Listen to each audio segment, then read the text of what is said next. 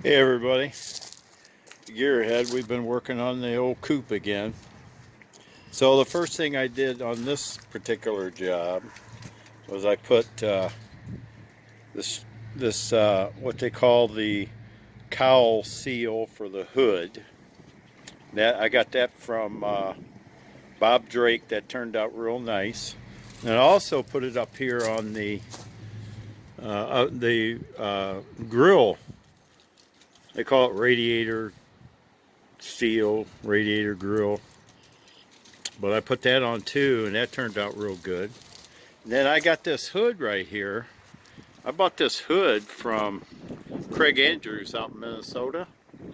And so I put that on, and that's all doing real good. So I just got one of my buddies just come over, John Hicks. He's a hot rod guy from way back. Say hi, John. Hi there. Hi. Let's go look at your car. Oh boy. Yeah. Okay. Because I'm doing a video for my Gearhead channel. You care if I put it in? Okay. So anyways, this is John's 71 Dodge Demon. Yeah. Really nice car. He bought this car and then he just completely redid everything on it. He did the new paint job on it. That looks really good. I think he's put some new seats in it. Yeah, just trying them out. I just put them in. Yeah. Are they comfortable? Pretty nice. Yeah. They snug. They hold you right in place. Yeah. Yeah. So he did all this stuff on the inside of this car too. He put a shifter in it and gauges and just all kinds of stuff. Down there, I got to extend the console. I made that console, and I'm going to add that way up into there. Yeah.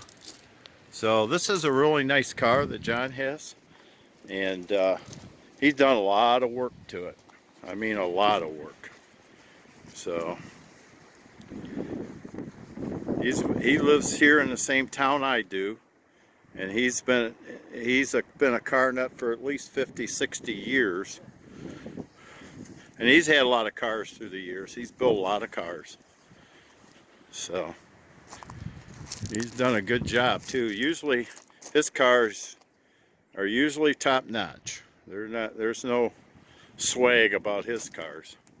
He had a 38 Coupe. A guy here in town bought that, so he turned that loose so he could get this car. He had other cars, and then he sold those cars. So he's done a good job on it. Open the hood, John. Let's see what's under the hood. It's dirty. Well, it don't matter. Yep. Let's say Dodge Demon. So this is for all you Dodge guys out there, all you Mopar cats. We don't like to discriminate against anybody. So, yep, and here you go. So this is under the hood, and she runs real good, and he's done a lot of work on that too. He's just done everything under the sun on this car. So, and this car has a really nice appearance to it too.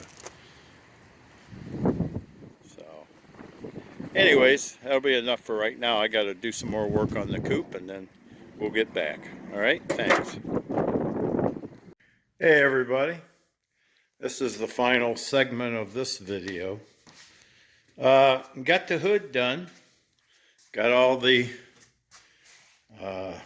seals on, the cowl seal, got the radiator shell seal on it, and then to adjust the hood I had to put these on, these right here, because originally the hood's bolted right there. They bolted to the radiator, and that's how you got your gaps on your hoods. Well, I couldn't get gaps on the hood, so I put those on, and then that gave me really good gaps on the hood. I'll show you at the end here. So then the next thing I did was I made my brackets. I made that bracket right there. That's real similar to what the factory ones were. They were bolted on instead of being welded on. Well, I welded mine on because it's just, you know, easier for me to do because I'm a welder. And then the front bracket, I made these up right here, which they connect to the, if you look on the inside, well, I'll have to show you some other way.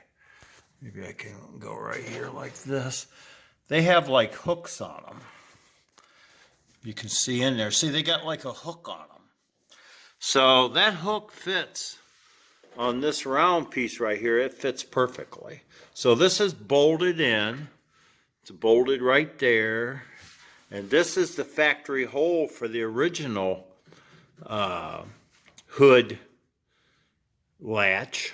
That's the original hole. So I used those two holes, and I used a little piece of angle iron and some 5/16 round stock, and they really work out pretty good. And I did the same thing over on the other side. Also painted the grill up. It looks real nice now. I didn't paint it, I put the primer back on it. So then over here, did the same thing. I put these turnbuckles on to adjust this back. And then here's the front bracket. And you can see they're stout. I mean, they're very stout. They bolt on right here. That bolt right there. And then that bolt right there. And then I did the same thing back here. I made that. And that's a nice little, that's a piece of angle iron that's, I think, I don't know how thick it is. It's in between 1/8 inch and 1/16 inch. And it's really stout.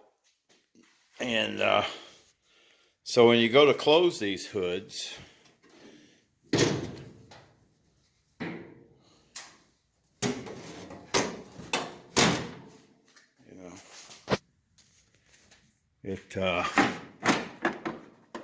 see, you got, that's good. Well, now I'm going to show you these brackets that I made up. I've got them painted, and that's the actual brackets that holds the front of the hood latch. And they fit really nice. They're nice and sturdy. I made them out of, I think it's 1/2 inch by 1/2 inch angle iron and flat steel and 5/16 round rod. And that round rod fits that latch on that hood. It is exactly the right size for that to grip around it, and it just fits it perfectly. So I thought I'd show you those before I put them back in, because they're primed and painted. I did that yesterday, and it works really good.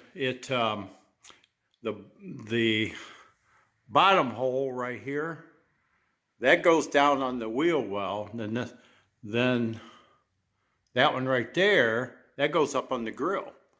And I was gonna, on this one here, I was gonna put I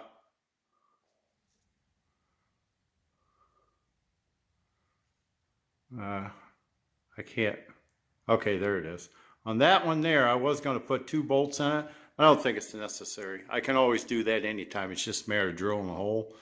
But those things are really stout, and they fit good, and the hood closes good. So I thought I'd give you a little shot of those. And then also, I'm going to get underneath and show you what I finally decided on the old lowering blocks. I started out with 1 inch, then I went to 2 inch, and then I went to 3 inch. And with the 3 inch, I had to order new U-bolts, because I cut the other U-bolts in order to do 1 or 2 inch, but you can get 1 nut on the 3 inch the way I cut them. So I just ordered new U-bolts from Speedway, and I'm going to put those in when they come, probably come Sunday. But anyways, we're making progress on this car. We're cutting down the list. There's things to do on it. So all right, I'll be back. So I wanted to show you how these actually latch in there. You can actually see the hood latch hook there, how it fits around those 5/16 round stock, that bracket. And there's what it looks like inside the car. That's what it looks like. And I'm telling you what, it's a good fit. It took a long time to figure out how to do it, but you know what? It works really good. So I just thought I'd show you that too, because that's an important part of it for your safety, you know. You got to be safe when you're driving down the road. You don't want these hoods popping up. So, all right, okay. So I wanted to get under here too and show you about the final block choice. I started out with 1-inch blocks, and then I went to 2-inch blocks, and now I got 3-inch blocks on it just to get the right height on the car. And it was a process because I didn't know what to do or where to start. So now I got these U-bolts here. I can only get 1 nut on them, and I want 2 like on the other side. I'll show you. So I ordered a new set of U-bolts from Speedway, and so they should be here like I think on Sunday. So then here's the other side. If I can get turned around here. Now that's the way I want the U-bolts to look. I want some on the bottom. I've got double nutted, because originally, like GM, Ford, Chrysler, they had a long nut that when they used U-bolts, they run a long nut on there. So, but anyways, I got a good ride height on it now. I'm very satisfied with what's going on, so I like it. There's a process, you know, you try one thing, then do another thing, and then finally I put the 2 and the 1-inch together, and I got 3-inch, and it really worked out good. I like the height of it. Now it's finally down. It looks like a car again. It just set too high. And see, these are new springs back here. When he built this car, he put new springs on it, and they go, once you disconnect that U-bolt right there, once you take that plate off, oh my goodness, those springs, they go, you know, they'll go down to here with, you know, if you leave the tires on the axle and everything, they'll go way down. So they're good stout springs, but you know, they needed a little help to get the car lower. So but anyways, I thought I'd show you that because that's been an ongoing thing with me. I just wasn't satisfied. Now I'm satisfied. So when I get my new U-joint or U-bolts, they'll look like that right there. They'll have that little bit on the end. They'll have the double nuts, and I think that's a good, safe way of doing it, because you lock nuts, and then plus you turn one nut against the other, and you got a good system there. And those are good thick plates. I bought all that stuff from Speedway. The shocks, the plates, the U-bolts, the spacers, all of it come from Speedway, and it's really good products. I'm very satisfied with all of it. So, and the shocks really work good. They're nice, and you can see here, this is the original spring bracket right here, and I was able to tie right into it. Right here, tie into it, and you know what? This is a good stout bracket, but it just don't move. So I thought that was a good way of doing it, and I may eventually make where these washers are, make solid pieces for it, but I don't really need to, because I'm gonna tell you what, it's pretty stout the way it is. It's a good solid mount. So, and and you got plenty of shock. You know, this shock will go about that far, so you got good movement each way, and that's important too. You have to take all that in consideration. Otherwise, the shock bottoms out, and then the car starts bouncing if you're going over a real rough road, and you don't want that. You want that shock to work. You want them springs and shocks to work in tandem, and it's a good setup. So, all right, that's enough of that. All right, bye.